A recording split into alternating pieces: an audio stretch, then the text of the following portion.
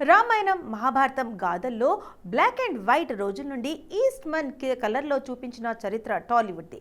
ఇక ఇతిహాసాల విషయంలో Telugu industry చేసినన్ని movies మరో ఇండస్ట్రీ టచ్ చేయలేదు. చెప్పాలంటే తొలి రామాయణం ఇతిహాసాన్ని, మహాభారత గాథలను, భక్త ప్రహ్లాద్ లాంటి ఎపిక్ చిత్రాలను బిగ్ స్క్రీన్ పై ఫస్ట్ ఇంట్రడ్యూస్ చేసిన ఘనత తెలుగు చిత్ర పరిశ్రమదే.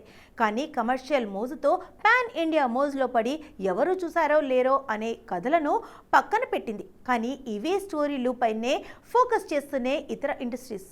తెలుగులో భక్త ప్రహ్లాద్ కథను 1930లోనే తెరకెక్కించింది టాలీవుడ్. కానీ అదే మూవీ ఇప్పుడు యానిమేషన్ రూపంలో కన్నడ ప్రముఖ నిర్మాణ సంస్థ హోమ్లే నిర్మించిన మహా అవతార్ నరసింహ అనే భాషల్లో ట్రెమెండస్ రెస్పాన్స్ తెచ్చుకుంది.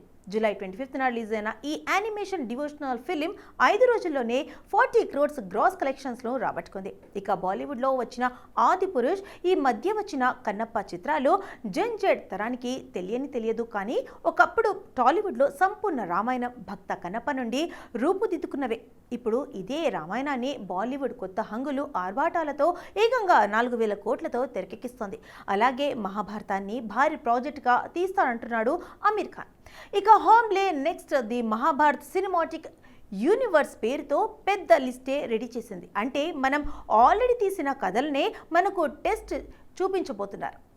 కమర్షియల్ పందాలు పడిన టాలీవుడ్ మైథలాజికల్ సినిమాలు చేస్తే తెలుగు సినిమా మరోసారి పాన్ ఇండియా మార్కెట్లో అదరగొట్టడం కష్టమే కాదు.